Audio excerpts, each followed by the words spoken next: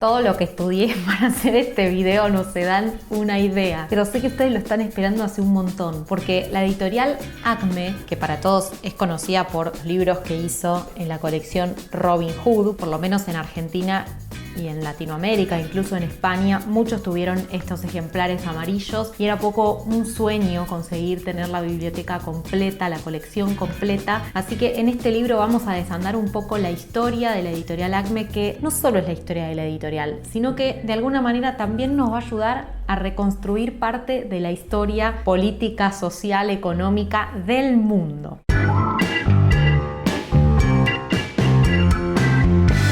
Y las preguntas que vamos a responder en este video son las que ustedes tienen ganas de responder. La editorial Acme se llamaba Acme por el Corre Camino. ¿Eran traducciones fieles? ¿Eran adaptaciones? ¿Y se recortaba parte de las historias? ¿Por qué ya no existen más estos libros? Bueno, estas preguntas y algunas más que ya vamos a ir desandando a lo largo de todo el video, las pude responder gracias al laburazo que se mandó Carlos Abraham, el autor de este libro, de la editorial Acme, El sabor de la aventura, que hace una investigación exhaustivísima de la editorial y de todo lo que pasó en aquellos años. Yo saqué casi toda la información de este libro y se los recomiendo un montón, porque Carlos, que es licenciado en letras por la Universidad de La Plata, lo cuenta de forma no académica. Si bien es riguroso desde el punto de vista académico, cómo hace su investigación y todo, no lo cuenta de forma estructurada y difícil para que solo lo entiendan algunos, sino que trata de popularizar la información, de hacerla accesible a todos. Así que un aplauso para este libro y si pueden, consíganlo. La editorial Acme surgió como tal en el año 1942.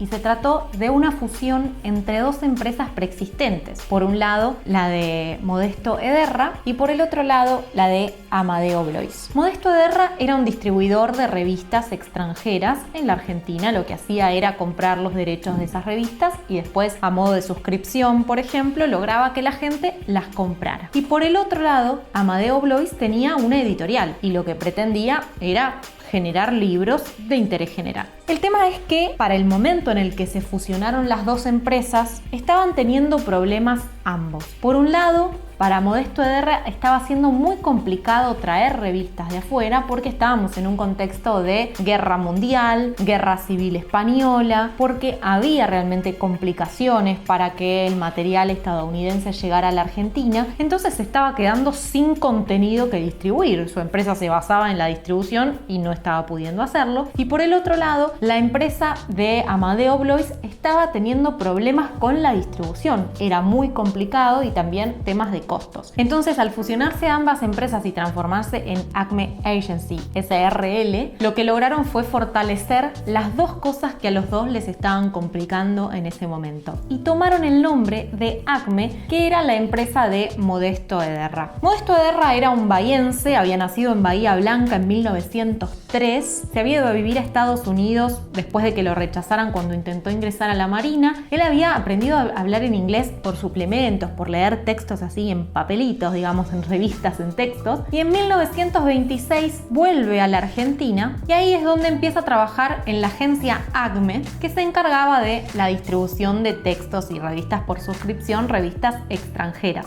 Y acá ya resolvemos un primer misterio. ¿Qué significa Acme? Acme en realidad era una palabra que deriva del griego, que quiere decir como sumum, como pináculo, como lo mejor de algo, y en Estados Unidos era una palabra que se usaba mucho para definir empresas, porque en las guías telefónicas la palabra Acme figuraba entre las primeras, obviamente porque es A y después C. En el orden alfabético es una marca ideal. Entonces se empezó a usar casi como una marca genérica. Un montón de empresas se llamaron Acme. Así que podemos suponer que la empresa del Coyote en realidad se llamaba Acme porque era muy común que en ese momento hubiera empresas Acme y no al revés. Así que volviendo a la historia de Modesto Ederra, él termina comprando esa distribuidora y ahí continúa con su trabajo. Por el otro lado, Amadeo Blois lo mismo, hasta que en 1942 logran esta fusión y empiezan a trabajar en conjunto. Podríamos decir que Modesto Ederra se encarga de la parte logística, como ya era su rol anterior, y Amadeo Blois se empieza a encargar de la parte editorial. Y acá es donde resulta de sumo interés el libro que escribió Carlos Abraham, porque es de ahí donde tomé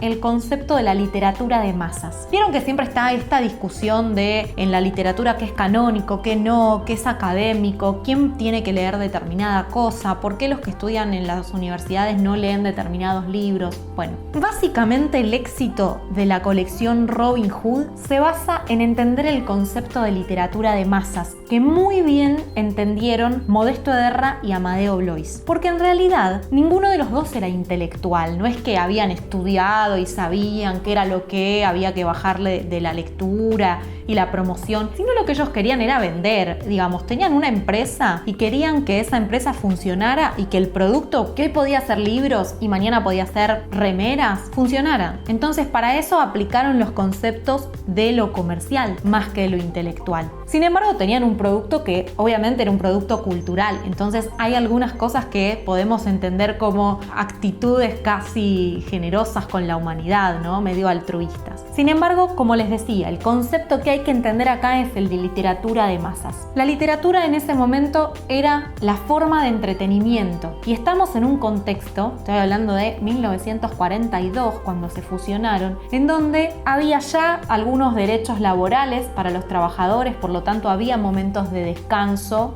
dominical, por ejemplo. También había una migración bastante grande hacia las ciudades, había un trabajo grande de alfabetización en Argentina, por lo tanto mucha más gente ahora sabía leer que antes no sabía, y además el contexto mundial de guerras mejoraba de alguna manera las opciones de lectura en Argentina. Entonces ellos empezaron a generar textos que fueran lo suficientemente económicos, aunque lo suficientemente largos y lo suficientemente interesantes para que la gente pudiera entretenerse con los libros, que eligiera sus opciones de entretenimiento, las opciones que otorgaba la editorial Acme. Por lo tanto, ahí tenemos el primer punto importante del éxito de esta colección, que en todos los años que duró, entre 1942 y 1986, sin contar las reimpresiones que las hubo, y por ejemplo tuvimos en el año 2010 una reimpresión en el diario Clarín acá en Argentina, hasta el cierre de la editorial definitivo que fue en el año 2012. En todo ese tiempo se editaron 238 títulos con 239 ejemplares, porque hubo un título que se imprimió en 2 ejemplares. Todo esto venía siempre dentro del contexto de darle a la gente algo para leer que fuera interesante, lindo, coleccionable de alguna manera, porque lo que ellos querían era vender. Siempre hay que pensar en que más allá del producto libro, acá había un interés comercial y se hacía todo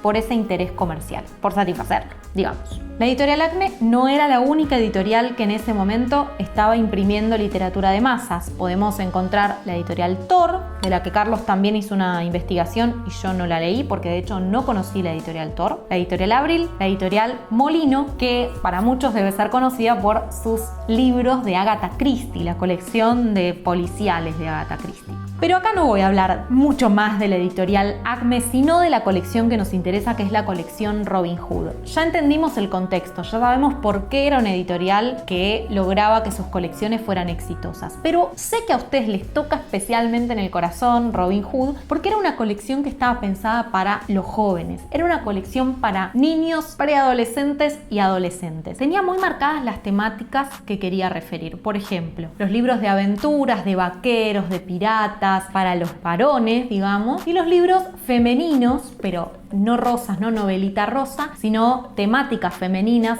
con protagonistas mujeres, como justamente Mujercitas. Eran los libros diseñados y pensados para las niñas. Entonces, libros de esas temáticas, que eran los que interesaban a los jóvenes, hechos con buena calidad, con tapas duras, con cubiertas llamativas, con ilustraciones, lograban su cometido, lograban ser atractivos. Así que el público le pedía de alguna manera a sus papás, el público que no tenía su propio dinero, le podía pedir a sus papás, y estos libros se vendían no en librerías, sino en kioscos de revistas. Entonces por ahí un obrero se tomaba el tren en la estación y el kiosco le vendía el libro de Robin Hood y el pibito ya le había pedido que le compre. Entonces el papá le compraba. Y la idea de generar una colección también tiene que ver con la construcción de un lector, ¿no? De poder hacer un lector a la medida de la editorial. Si a vos te habían gustado 3 libros de Robin Hood, era probable que el cuarto también te gustara. Y de esa manera se constituía un lector, un público, si se quiere, fijo o un público cautivo. Obviamente que, como les decía, la editorial Acme tuvo un montón de otras colecciones, pero en este caso, la dedicada para los jóvenes también incluía algunos libros de divulgación histórica, como por ejemplo libros sobre héroes patrios de la Argentina. Y con eso también la editorial se posicionaba de otra forma. Además de Robin Hood, la colección a secas, existió Robin Hood del espacio, Robin Hood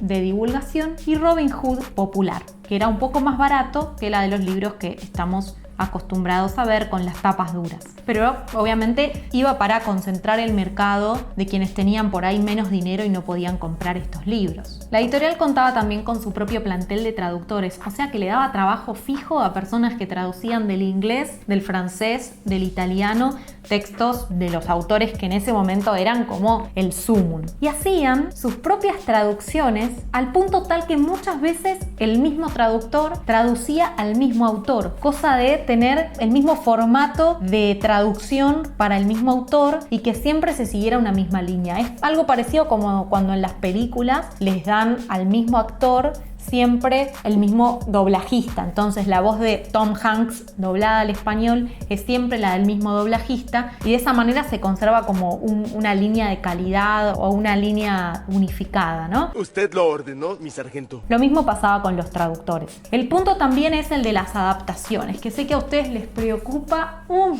montón porque muchos me decían: Ceci, por favor, confirmame que lo que leí era el texto original. Tengo una buena y una mala noticia. La buena es que en su mayoría sí eran traducciones que respetaban el texto original. Sin embargo, había una especie de bajada, si se quiere. Tenemos que pensar que estamos en mediados del siglo pasado, por lo tanto tiene hasta sentido que se recortaran escenas de sexo, escenas que tuvieran alguna carga política, extrema violencia. La idea era como acompañar al joven y también como medio educarlo, ¿no? Desde los libros. Por lo tanto, es probable que algunos de los libros que hayas leído de la colección Robin Hood hayan sido adaptaciones. Pero insisto en esto, en recortes de escenas que por ahí la editorial consideraba que no tenían que ser vistas o leídas por jóvenes niños. Otra cosa muy interesante de la editorial era su línea estética. Todos los libros tenían una ilustración en la tapa, todos los libros eran amarillos, todos los libros tenían un cierre hacia atrás con la lista de libros que te podían faltar o que tenías en tu colección. Y eso se lo debemos al diagramador José Carbonell, que se dedicó de alguna manera a inspirarse en la colección estadounidense Famous Tales of Adventure, que era parecida, amarilla, con los libros atrás. Bueno, inspiraciones. Pero también tenemos que pensar en el plantel de ilustradores que tenía la editorial Acme, que eran muchísimos. Uno de los más conocidos fue Pablo Pereira, que era conocido también como el Indio Pereira, un santafesino que después fue director artístico de la editorial Frontera de Westergel, el autor del Eternauta. Pero llegó un momento en el que Pablo Pereira era tan caro que muchos de los libros que ustedes tienen, por ejemplo este, ¿no?, donde la editorial publicó en la tapa una portada de Pablo Pereira, las ilustraciones interiores del libro no son de Pablo Pereira porque no se le podía pagar todo lo que valía una ilustración de ese autor. Pero sí había un plantel de ilustradores que era fijo, también como el de traductores, e ilustraba. Y mucha mujer ilustradora también, cosa que me puso muy contenta cuando lo supe. Tengo una cosita más que contarles de las ilustraciones, pero antes, si les está gustando este video, me ayuda un montón que le pongan me gusta o que se suscriban al canal si es que son nuevos o no, pero nunca lo han hecho, porque eso ayuda a que crezca la comunidad. Lo mismo si comparten este video a la gente que creen que le puede interesar, porque de esa forma expanden las historias de por qué leer. Gracias. Respecto a los ilustradores, les quería contar que en la ilustración también había un punto. Le tenía que interesar a los niños, que tenían que señalar y decir quiero ese, pero también le tenía que interesar a los padres. Y el padre de esa época era un padre que estaba encargadísimo clarísimo de hacer que su hijo creciera recto. Entonces, fijémonos el caso, por ejemplo, de este libro, de Tom Sawyer. El dibujo da la impresión, según el propio análisis de Carlos Abraham en el libro, él dice, esta ilustración llamaba la atención de los niños porque decían, uy, el pibito está haciendo una travesura, y de los padres porque hay un adulto retándolo. Entonces, de alguna manera se lograba este compendio necesario. El nombre de la colección Robin Hood se lo debemos al primer número que se publicó, que justamente fue Robin Hood. Como les decía que la editorial había tenido el deseo, de alguna manera, de instalarse comercialmente, se buscaba mucho que hubiera algún correlativo en películas que en ese momento estaban en boga entre los niños. Entonces había salido una película de Robin Hood, la editorial de Amadeo Blois con otra editorial que en ese momento era Hachette, habían hecho un acuerdo y salió Robin Hood, el libro. Ese fue el considerado primer volumen de la colección Robin Hood, ya dentro del marco alianza Acme con Blois. Por lo tanto, ese es el libro que le da origen, y ahí vemos cómo la colección Robin Hood toma el loguito del justiciero, que además era un sinónimo de aventura, que era lo que ellos querían instalar, che, nuestros libros son de aventura. Por lo tanto, eligen a Robin Hood como personaje. Me gustó mucho también enterarme que dentro de la empresa había mujeres que trabajaban en roles súper importantes, como por ejemplo Vera La Peña, que fue una mujer que entró a trabajar casi diría como secretaria y terminó tomando decisiones súper importantes e influyentes dentro de lo que fue la historia de la editorial. Antes de la data final, quiero agradecerles a todos aquellos que apoyan económicamente mi trabajo, que me ayuda a poder seguir, tanto los que se anotan en mis clubes de lectores como también quienes hacen su aporte en la página de Patreon, o escaneando el código QR de Mercado Pago, o haciendo clic en cualquiera de los links de pago que hay en esta descripción, porque de esa forma puedo seguir trabajando de Por qué leer. Podemos identificar a Robin Hood como una colección que no solo se nos clavó en el corazón, sino que además fue muy importante para otros que editaron libros parecidos, copiando la estética y copiando las ideas que había atrás de Robin Hood. Porque más allá de lo que les decía de la lectura de masas, acá hubo un tema fundamental, que fue que se terminó invitando a leer a una generación y varias generaciones completas, como vemos en el dibujo de la retiración de contratapa de Ernesto García Seijas, que ahí estaba mostrando toda la familia leyendo los libros de la colección. Por eso muchas editoriales también copiaron a Robin Hood. En el año 2012, lamentablemente, la empresa Acme tuvo que cerrar sus puertas acá en Argentina porque se le estaba complicando mucho con el tema del dólar. El dólar en Argentina es una moneda súper volátil, hay devaluaciones constantes, suben y bajan los precios, y a una agencia que se encargaba de la importación de revistas extranjeras realmente se le complicó muchísimo. Por eso es que tuvo que cerrar sus puertas, pero ya no estaba haciendo ediciones de libros, porque una vez que Amadeo Blois, que era esta parte más del mundo editorial que tenía Acme, se retiró, tuvieron que volver al plan anterior de ser distribuidores. Por eso también podemos decir que Robin Hood es una colección que quedó en nuestro corazón, pero que no vamos a poder ver editada nuevamente. Hay mucho más por investigar sobre esta colección y lo voy a dejar en sus manos, porque si les interesa van a encontrar información, especialmente en el libro que les conté de Carlos Abraham. Les mando un abrazo muy fuerte, hasta el próximo video y hasta la próxima lectura. Chao.